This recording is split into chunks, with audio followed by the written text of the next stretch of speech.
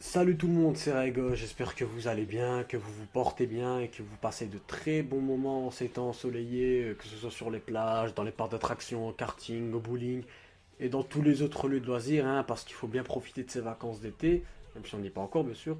Et aujourd'hui on se retrouve pour parler du prochain DBZ.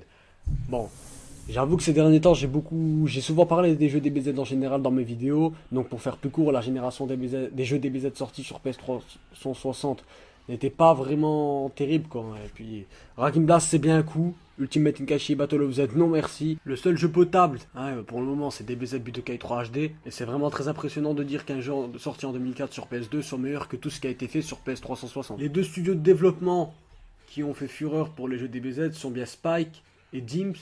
Donc Spike a développé les Tenkaichi, Dimps les Budokai. Sauf que malheureusement, Spike a complètement coulé avec Ultimate Tenkaichi il y a de ça 2-3 ans je crois. Tandis que Dimps n'avait eu jusqu'à présent qu'une seule chance de développer un jeu sur PS360 qui n'était autre que Burst Limit.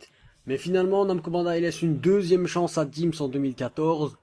Enfin, j'ai envie de dire, au début je croyais à du Tenkaichi, et personnellement je ne me fie plus au graphisme d'un jeu pour dire s'il va être bien ou non. Parlons-en justement. Alors au niveau des graphismes, on a sûrement ici repris le moteur graphique de Dimps, donc dans Burst Limit, mais je dirais plutôt que ça ressemble plus à du Battle of Z, je vais vous expliquer pourquoi. Donc premièrement, je pense qu'on a refait en largement plus beau déjà, hein, quand même, le moteur graphique. Et alors là les amis, je le trouve beau certes, mais je prends plus tout ça comme de la poudre aux yeux pour l'instant. Combien de fois on a vu de bons graphismes et combien de fois on a été déçus parce que le jeu, voilà quoi. Ça a l'air très proche, aussi très très éloigné de ce qu'a fait Dimps à ce niveau-là. Donc bon, j'ai beau le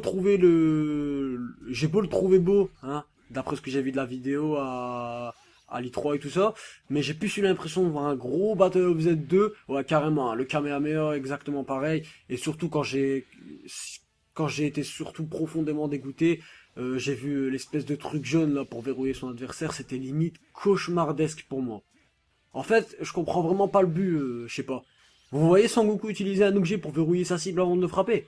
Eh les mecs, on n'est pas dans Call of Duty, hein. Stop les accessoires supplémentaires pour cibler l'ennemi. On peut très bien s'en passer. De plus, là, je vois que c'est du combat dans le même genre de map que dans Battle of Z, hein. En plus de ça, l'ennemi meurt assez vite. C'est même plus comme dans les jeux de Dimps, hein, façon versus fighting. Même Budokai 1 fait mieux dans cette interface. Le point le plus important pour moi, c'est bien le gameplay. Et justement, on retrouve Dimps, et qui dit Dimps dit forcément cancel. Donc, reste à voir comment ce sera mis en place. En tout cas, j'espère vraiment que ce sont toujours les mêmes employés qui gèrent le truc, et non pas qu'ils ont été remplacés par des employés d'autres sociétés de développement de jeux vidéo, même si je pense que vraiment pas que ce soit le cas. Pour ceux qui ne seraient pas au courant, Dimps a aussi bossé sur des jeux de versus fighting, comme Street Fighter et tout ça. Donc je pense que j'ai vraiment plus à vous annoncer la couleur, hein, au niveau gameplay. Bon voilà, ça pourrait vraiment donner quelque chose quoi. Après, il y a vraiment une multitude de vidéos sur ma chaîne où vous pouvez apercevoir ce beau gameplay à l'œuvre. Celle-ci en est un exemple.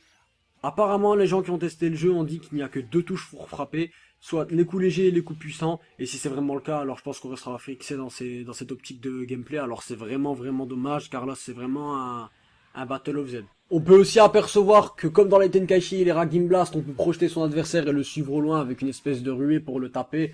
Et poursuivre comme ça, bon, vous me direz, il a d'abord eu dans les Budokai, hein, carrément, il a d'abord eu dans les Budokai, contrairement à ce qu'on pourrait croire, puis ensuite Tenkaichi, et puis voilà quoi. Mais, il faut quand même admettre que c'est dans les Tenkaichi que l'adversaire volait aussi loin, donc vraiment, je pense qu'on aura peut-être du cancel, mais en tout cas, je pense vraiment pas qu'on retrouvera le même système de cancel des Budokai. C'est vrai que c'est que le début et qu'on peut pas vraiment encore tirer de grosses conclusions, hein. Ça se trouve qu'on aura peut-être des surprises, peut-être, je sais pas. Mais c'est mon avis personnel sur le sujet pour le moment. Côté contenu, on aura droit à toute la saga Dragon Ball Z apparemment, hein, c'est-à-dire des Saiyans à bout. Ça, c'est déjà en soi une bonne chose. Sans plus, quoi, je veux dire, le manga est fini depuis une bonne dizaine d'années, je pense, largement plus. Donc c'est pas une surprise.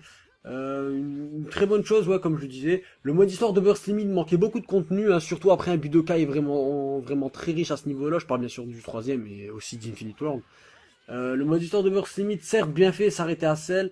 Heureusement, il y avait quelques points en plus des OAV comme Broly et Bardock, hein, qui sont deux personnages tout simplement mythiques pour compenser un peu le manque à ce niveau-là. Petite précision tout de même aussi, dans le générique de fin du mode histoire de Burst Limit, on peut apercevoir Son Goku en mode Super Saiyan 2, donc c'était vraiment assez dommage de ne pas avoir inclus la saga Boo à ce moment-là. Enfin bon, maintenant, c'est du passé, il est grand temps de passer à autre chose. Bon, reste à voir aussi si on aura du nouveau contenu comme avec Battle of Z, hein, donc c'est-à-dire sur le dernier film, Dragon Ball GT qui manque à l'appel depuis des années, hein, ce serait vraiment bien de voir ce que ça donne un Super Saiyan 4 dans ce moteur graphique. En tout cas, je suis sûr et certain que ceci n'est que profiteur et excitant. J'ai vraiment hâte de pouvoir le tester à la Japan Expo. Parce que si on prend en compte le fait que Dims n'a jamais vraiment déçu la communauté des jeux DBZ et qui sont bien la référence du studio de développement, donc forcément il va de soi qu'ils développeront aussi peut-être les prochains jeux DBZ si ça fonctionne bien. Dans les prochaines années, donc ce sera Dims, hein, dans les prochaines années. Si déjà on a un premier opus pour repartir à zéro sur de bonnes bases, c'est vraiment excellent, hein, car ça signifie qu'à chaque fois on aura mieux.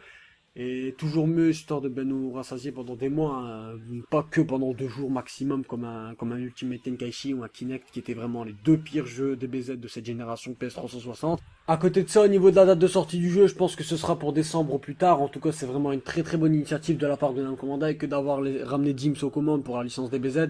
Parce que là, Dims ne doit vraiment pas se rater. Ce sont bien eux le seul dernier espoir pour sortir un bon jeu DBZ et relancer la saga. Certes, vous savez bien qu'aujourd'hui Naruto est devenu plus populaire que DBZ en termes de jeux vidéo sur le marché européen et américain. Tout simplement parce que les jeux de Naruto PS360 sont meilleurs que les jeux de DBZ PS360. Voilà, c'est la pure vérité malheureusement.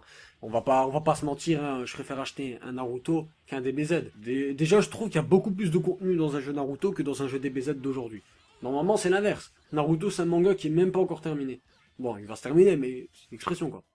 Donc sur ce, écoutez les amis, je vous laisse. J'espère que vous aurez apprécié ce gameplay. N'hésitez vraiment pas à me lâcher votre avis en commentaire, à laisser un like si la vidéo vous aura plu. Même si c'est vrai qu'il y a toujours 5 ou 6 personnes qui s'amusent à disliker comme des gros gamins. Bon, vous savez que je fais pas mal de vidéos sur le futur des jeux DBZ. Je continuerai à parler des news des prochains jeux DBZ tant que je pourrai le faire. Et j'espère vraiment d'ailleurs encore le faire autant que je le peux.